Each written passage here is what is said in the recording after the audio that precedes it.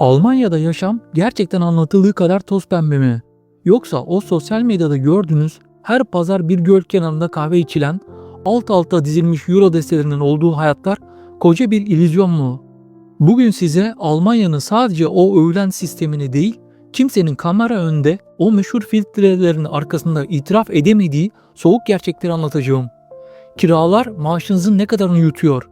Gerçekten aç kalır mısınız yoksa sadece hayatta mı kalırsınız? Ve en önemlisi sizin karakteriniz, ruh haliniz ve beklentiniz Almanya için uygun mu? Bu videonun sonunda bavulunuzu heyecanla toplamaya mı başlayacaksınız? Yoksa iyi ki gitmemişim, yerim yurdum burasıymış mı diyeceksiniz? Buna siz karar vereceksiniz. Kimsenin anlatmadığı her şeyle çıplak Almanya rehberine başlıyoruz. Almanya dışarıdan bakıldığında saat gibi işleyen devasa bir makine gibidir.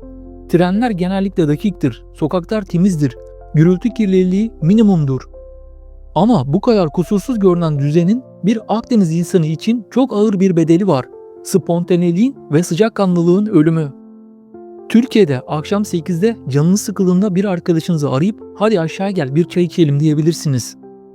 Almanya'da bunu yaparsanız muhtemelen hemen kapı dışarı edilirsiniz veya randevun var mı sorusuyla karşılaşırsınız. Burada her şey termin yani randevu demektir. Almanya disiplini sadece iş hayatında değil, sosyal hayatta da bir duvar gibidir. Bir kahve içmek için 2 hafta önceden takvimleşmeniz gerekebilir. Burada bir parantez açalım. Almanlar aslında soğuk insanlar değil. Onlar sadece mesafelidir. Özel alanlarına, sessizliklerine ve planlarına inanılmaz saygı duyarlar. Ama bir Türk olarak o mesafeyi aşmak, o kalıpları kırmak bazen aylar hatta yıllarınızı alabilir. İlk gittiğinizde kendinizi camdan bir kavanozun içinde gibi hissedebilirsiniz. İnsanları görüyorsunuz, onlarla konuşuyorsunuz ama bir türlü o samimiyet çemberine giremiyorsunuz. Şimdi size soru sormak istiyorum. Sizce kuralların tıkır tıkır işlediği ama akşam eve geldiğinizde telefonunuzun çalmadığı huzurlu bir hayat mı? Yoksa her gün bir kaosun olduğu ama kapınızın her an bir dost tarafından çalınabildiği sıcak bir hayat mı? Gerçekten hangisi size daha çok huzur verir? Yorumlarda bu konuyu derinlemesine konuşalım. Çünkü en büyük geri dönüşler bu noktada yaşanıyor. Gelelim en çok merak edilen ama en çok çarpıtılan konuya, para. Sosyal medyada Almanya'da 1 saatlik asgari ücret ile 5 kredi alıyorum videolarını görmüşsünüzdür. Evet, market alışverişi ucuzdur ama hayat sadece marketten ibaret değil. Şu an Almanya'da devasa bir barınma krizi yaşanıyor.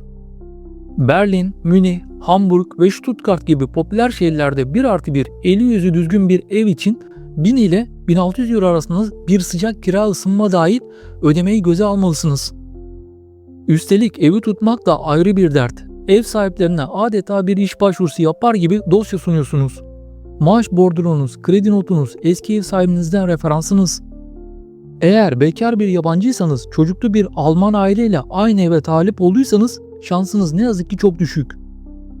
Peki maaşlar ne durumda? Evet, asgari ücretle Almanya'da aç kalmazsınız. Karnınız doyar, temel ihtiyaçlarınızı karşılarsınız. Ama tek başınıza lüks bir hayat yaşayıp her ay kenara 1000 euro atıp bir yanına da gezmek, bu asgari ücretli bir çalışan için artık bir hayal. Maaşınızın %40'ı kiraya, %10'u faturalara, elektrik ve internet Almanya'da çok pahalıdır. Bir kısmı sigortaya gidince elinizde kalan rakam sizi milyoner yapmıyor. Almanya sizi zengin etmez. Almanya sizi standart bir hayata sahip kılar. Yarın başıma ne gelecek kaygısını siler ama hırslı bir girişimciyseniz o ağır vergiler ve durağan maaşlar sizi bir noktada boğabilir. Almanya kapıları açtı, herkes çağırıyor haberlerine inanıp hazırlıksız yola çıkmayın. Gitmek istiyorum demek bir vize türü değil. Almanya nitelikli insan istiyor. Peki nedir bu nitelik? İş vizesi. Eğer bir yazılımcı, mühendis veya sağlık çalışanıysanız yolunuz biraz daha açık. Ama yine de bir Alman şirketinin sizi işe alması için ben bu işi yapacak bir Alman veya AB vatandaşı bulamadım, o yüzden bu kişiyi Türkiye'den getiriyorum diye kanıtlaması gerekebiliyor. Bazı meslek grupları hariç. Mesleki eğitim son yılların en popüler yolu. Hem çalışıp hem okuyorsunuz. Ama burada da B1, B2 seviyesinde Almanca şartı koşuluyor. Öğrenci vizesi en güvenli yol ama en masraflısı. Almanya'da eğitim ücretsiz olsa da yaşamanız için devlet sizden bir bloke hesabı istiyor. Yani cebinizde ciddi bir sermaye olmadan öğrenci olarak bile gitmek çok zor. Almanya'ya vize alıp gitmek buzdağının sadece görünen kısmı. Asıl mücadele o topraklara ayak bastığınızda, belediye kayıtlarında, Anmeldung ve bitmek bilmeyen evrak işlerinde başlıyor. En büyük yanılgılardan biri İngilizcem çok iyi, her türlü hallederim. Arkadaşlar burası Almanya. Evet, genç nüfus İngilizce bilir ama sistem Almanca üzerine kuruludur. Market kasasında sıranız geldiğinde, kasiyer size bir şey sorduğunda, belediyede bir form doldurmanız gerektiğinde, kiraladığınız evin interneti bozulup müşteri hizmetlerini aradığınızda, hepsinden önemlisi bir Almanla gerçekten arkadaş olmak istediğinizde, o İngilizce size yetmeyecek. Almanca bilmeyen bir yabancı Almanya'da her zaman eksik kalır. İş yerinde daha yavaş yükselirsiniz, sosyal ortamlarda şakalara gülemezsiniz ve kendinizi hep bir yabancı gibi hissedersiniz. Almanca öğrenmek sadece bir dil öğrenmek değil, o toplumun içine sızabilmek için bir maymuncuktur ve kabul edelim. Almanca öğrenmesi en zor dillerden biri. Hazır mısınız bu disipline? Şimdi videonun en can alıcı yerine geldik. Kimse size bu kısımları anlatmaz çünkü bu kısımlar beğeni getirmez. Bürokrasi ve dijitalleşme sorunu, şaşıracaksınız ama Almanya dijitalleşme konusunda Türkiye'nin fersah fersah gerisinde. Birçok resmi işlem hala posta yoluyla, kağıtla yapılıyor. İnternet bağlatmak için eve teknisyen gelmesini 3 hafta bekleyebilirsiniz. Vergi numaranız mektupla gelmesini beklerken saçlarınız beyazlayabilir.